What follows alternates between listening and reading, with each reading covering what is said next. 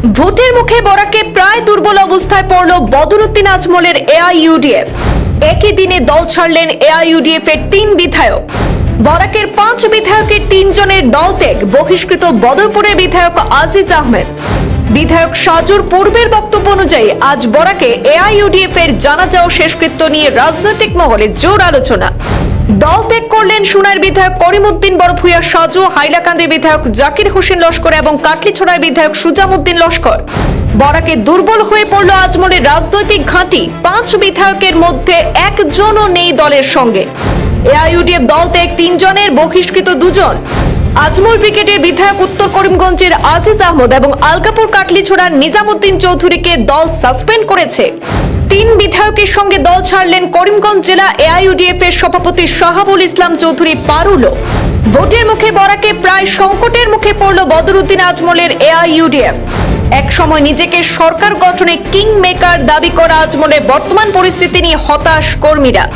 দল ত্যাগী এআইইউডিএফ এর ৩ বিধায়কই ভিড়ছেন শাসক শরিক এজিপিতে। সরকার পক্ষ ছাড়া উন্নয়নে কাজ করা যায় না বললেন বিধায়ক সাজু।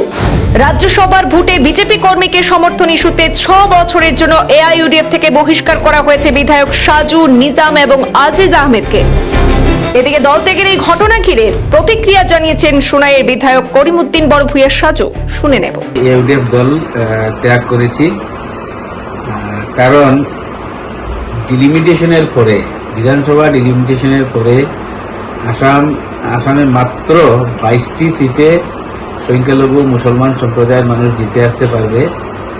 এই কথা চিন্তা করে আমি ভাবলাম আমাদের অনেক ইন্টেলেকচুয়াল সেকশনে হোক বা আমাদের রিলিজিয়াস লিডার হোক, সবার সঙ্গে আলোচনা করে সমষ্টির যারা জনপ্রতিনিধি আছেন, বিশিষ্টজনরা আছেন, ওনাদের সঙ্গে আলোচনা করে যে সিদ্ধান্ত নিলাম, সবাই একমত যে এই মুহূর্তে সংখ্যালঘু সমাজের সরকারের দিকে এক পা বাড়ানো উচিত, সময় এসে গেছে, সময়ের আহ্বান।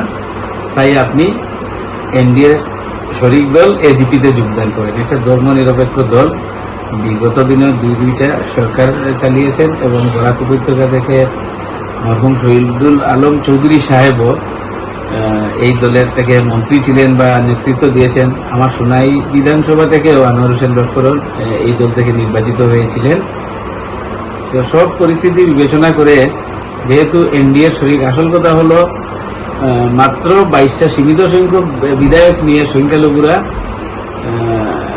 লড়াই করে নিজের দাবি আদায় করা সম্ভব হবে না। এই লক্ষ্যে সমাজের স্বার্থে, বৃহত্তর স্বার্থে তো আমরা অনেকেরই মত যে কেউ না কেউ তো আগ বাড়াতে হবে। আপনি পা বাড়ান, এক পা আগে বাড়ান। আমি আজকে আহ্বান করেছি ইন্ডিয়ার মুরব্বী মুখ্যমন্ত্রী হিমন্ত বিশ্ব শর্মা মহাশয়কে যে আমরা এক পা না, প্রয়োজনের মুসলমানরা 2 পা আগ বাড়াবে, আপনিও যাতে 1 পা আগ বাড়ান। তো এই আহ্বান রেখে আজকে আমি নতুনভাবে নতুন যাত্রা শুরু করেছি বা করতে যাচ্ছি। আমি কিছুদিনের মধ্যেই সম্ভবত এজিপিতেই আমি যোগদান করবো। অসম গণ পরিষদ দলে নেতৃত্বের সঙ্গে কথা হয়েছে, এনডিএর মুরব্বী মুখ্যমন্ত্রী হিমন্ত বিশ্ব শর্মা মহাশয়ের সঙ্গে কথা হয়েছে। তো আমি সমষ্টিবাসী সহ আমার বরাক উপত্যকার, বিশেষ করে আমার সমষ্টির প্রত্যেক আমার সহকর্মী বন্ধুদের, সুনাই নাগরিকদের সবাইকে আমি অনুরোধ করি যে এই আন্দোলনে আপনারা যাতে পাশে থাকেন, বিগত দিনে যেভাবে পাশে ছিলেন আগামী দিনেও পাশে থাকবেন, এই আশা রেখে আজকে আমি পদত্যাগ করেছি আর নতুন জার্নি শুরু করবো সবার দোয়া আশীর্বাদ নিয়ে। নমস্কার, ধন্যবাদ।